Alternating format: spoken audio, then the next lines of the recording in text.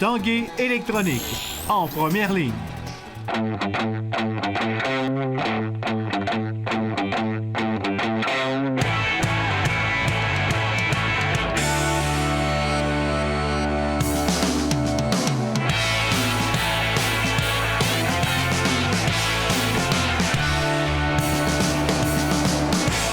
Bon mercredi à tous, bienvenue à l'Esprit sportif. Dans l'émission aujourd'hui, un peu plus tard, on revient sur le Pro-Am Gagné-Bergeron qui aura lieu au mois d'août prochain. Également sur le début de la nouvelle saison de la Ligue de baseball junior élite du Québec. Ça s'ouvre en fin de semaine, samedi, du côté de Québec avec nos équipes, les Diamants et les Castors. Mais d'abord, parlons cyclisme. La Fédération québécoise des sports cyclistes lançait à Québec aujourd'hui sa nouvelle saison. Évidemment, de gros événements dans la région de Québec. La Coupe du monde de vélo de montagne, le Grand Prix cycliste de Québec et évidemment les Olympiques de Rio où plusieurs cyclistes québécois y participeront.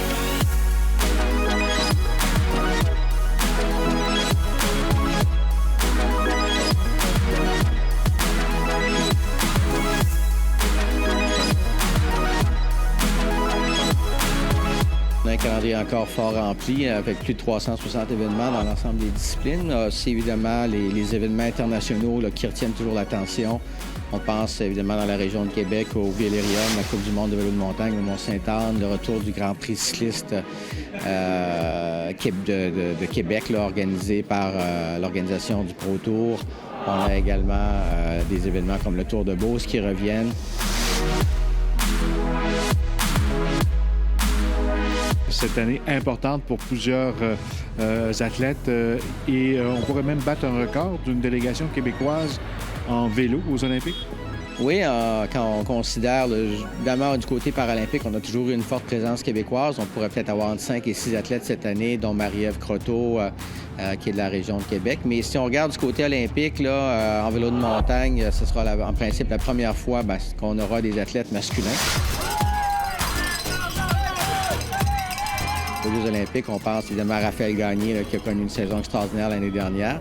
Possiblement même Léandre Bouchard du côté masculin. Donc, on pourrait peut-être avoir 2 athlètes de ce côté-là.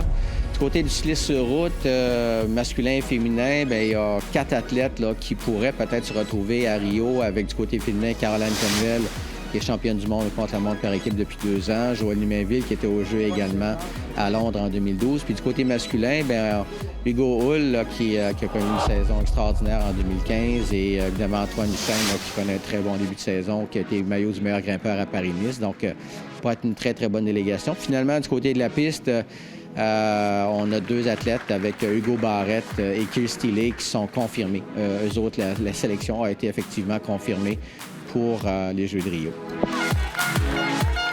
Ça fait maintenant 4 ans que tu te prépares. L'objectif, c'est cette année, c'est Rio. Tu es prêt, ce sera confirmé bientôt. Ça regarde quoi d'ici Rio? Est-ce qu'on y va en crescendo pour arriver à son pic à Rio? Je dirais que c'est une saison en 2 temps. Donc, il reste 2 Coupes du monde de sélection là, dans le prochain mois en Europe. Donc, 2 Coupes du monde, c'est Allemagne puis France. Bien sûr, je veux bien faire parce qu'à la base, c'est des Coupes du monde. Puis, ce serait bien de vraiment confirmer, consolider ma sélection. La confiance est bonne, autant l'an passé. Donc, c'est sûr, ça a été un bon bagage confiance, motivation pour l'hiver, pour m'entraîner. Puis la saison, le début de saison se passe bien. Donc, ça reconfirme que c'était pas un coup de dé l'an passé. Comment on voit cette saison-là qui te mènera à Rio pour les Jeux paralympiques? Bien, écoute, même je suis très enjouée, je suis contente. Si je regarde au niveau santé, la santé est très bonne. Donc, ça fait du bien, je ne vous cacherai pas.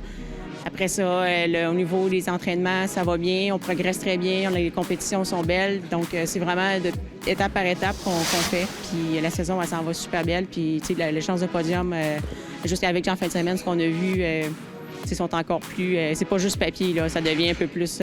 on le voit là, au niveau des statistiques, si on veut. Là. Les Jeux de Rio, c'est confirmé pour toi? Non. La confirmation, c'est le lancement de l'équipe est le 15 juin. Donc, pour l'instant, on est environ 5 coureurs, 4-5 coureurs pour les 3 places que la sélection n'est pas faite. En ce moment, tu as 3 de ces coureurs-là qui sont au Giro. Donc, un peu la sélection, le gros de la sélection va être fait un peu après le Giro. tous ces athlètes-là prêts à aller aux prochains Jeux olympiques. Ça montre évidemment la santé du cyclisme au Québec. Je pense que le sport est en santé, puis on le doit en grande partie évidemment au travail des clubs, les organisateurs d'événements. On a un calendrier qui fait encore l'envie de tout le monde au Canada, puis je dirais même en Amérique du Nord. Tout ça contribue évidemment avec la popularité du vélo à faire en sorte qu'on a des athlètes qui s'illustrent sur la scène internationale.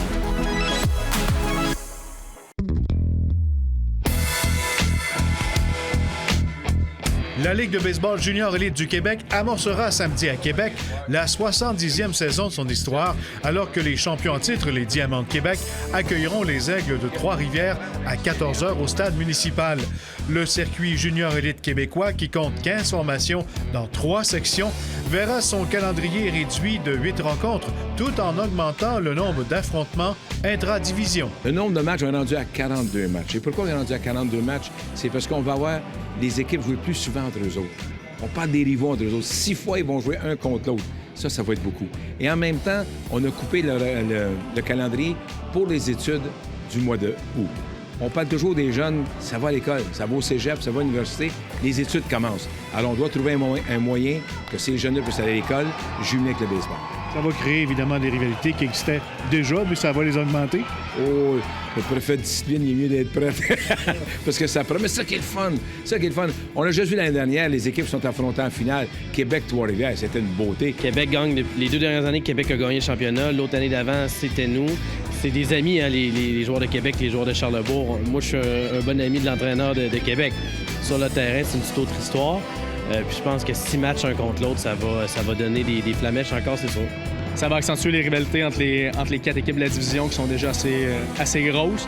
L'an dernier, ces 4 équipes-là étaient en demi-finale de la Ligue, donc ça en dit beaucoup sur les forces en présence.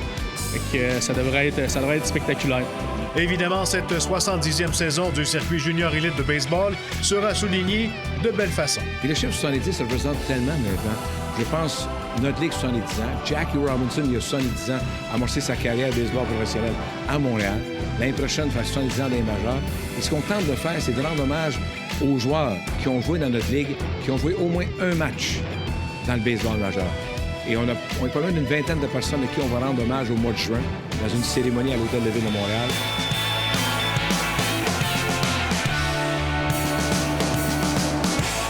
L'Esprit sportif souligne l'excellence du Rouge et Or football. Au fil des saisons, la formation de Québec est devenue une pépinière pour la Ligue canadienne de football. Depuis 1998, c'est près d'une cinquantaine d'étudiants athlètes qui ont été repêchés. On n'a qu'à penser à Mathieu Bertrand, Alexandre Gauthier et Pascal Chéron, qui ont connu de belles carrières. 19 anciens membres du Rouge et Or évoluaient toujours dans la LCF en 2015. Parmi eux, Dominique Picard et Luc Brodeur-Jourdain. Le club Rouge et Or est depuis l'an 2000 l'équipe ayant fourni le plus d'athlètes au circuit professionnel avec 44. C'est le 4 août prochain au complexe sportif de l'Ancienne Lorette que sera présentée une autre édition du Pro-Am Gagné-Bergeron où des amateurs de hockey auront la chance de jouer avec des joueurs de la Ligue nationale de hockey et ce, pour 3 bonnes causes.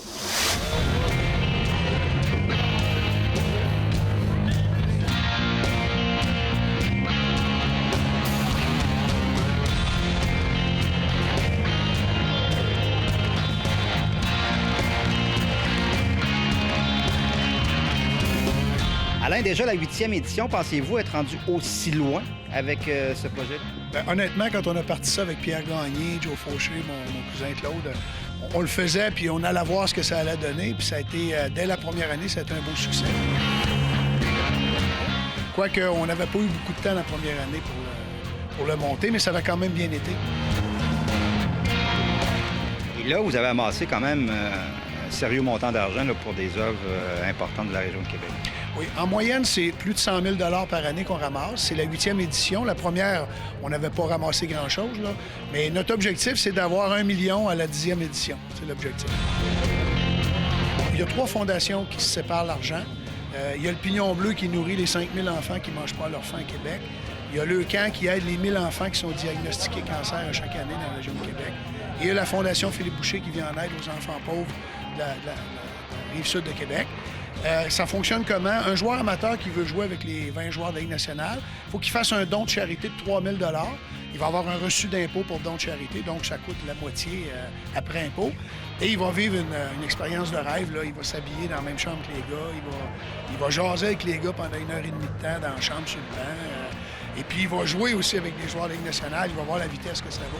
C'est vraiment... Tous ceux qui le font, là, vous pouvez poser la question à n'importe quel joueur amateur qui est venu. Il a fait un trip incroyable. Bonne game, Matt! Raconte-moi, c'est quoi vivre un match de hockey avec des vrais professionnels de la Ligue nationale de hockey? Honnêtement, c'est un rêve d'une vie. Moi, je dirais que c'est dans mon top 5 que j'ai réalisé dans tout ce que j'ai. Aujourd'hui, j'ai 45 ans. L'an passé, de s'asseoir dans la chambre de hockey et d'attacher les patins à côté de Simon Gagné ou Patrice Bergeron ou même Vlasic, c'est des choses exceptionnelles. Puis les joueurs professionnels de la Ligue nationale sont hyper généreux dans la chambre, même sur la glace. Les gars veulent te donner du temps de glace, ils veulent te donner la rondelle pour que tu puisses compter des buts. Jouer avec ces joueurs-là, s'installer à la mise au jeu avec eux autres à côté, c'est un rêve d'une vie. C'est une chose qui tient particulièrement à cœur, je crois, pour le Pignon Bleu notamment. Oui, exactement. Je pense que c'est important pour moi de revenir au Québec puis de pouvoir redonner un petit peu à la communauté dans laquelle j'ai grandi. Puis avec le programme, c'était une opportunité parfaite pour ça. Formule qui est particulière, on n'en trouve pas beaucoup à travers le monde comme ça. Non, ça, c'est des choses que je parle justement à mes coéquipiers et qui trouvent ça vraiment plaisant comme façon de faire. Puis c'est quelque chose que pour les joueurs amateurs, mais aussi professionnels, c'est une belle soirée. Puis ça me permet justement de s'amuser puis de jouer au hockey en même temps. La première année, c'était les gars de la région de Québec qui sont venus. On a eu une dizaine, puis ça n'a pas été compliqué. Puis là, ça ne l'est pas tant que ça. C'est pas les joueurs professionnels qui sont difficiles à trouver. Patrice, Simon s'impliquent. Bien, disons qu'on va avoir entre 16 et 20 joueurs encore cette année, là, sans problème.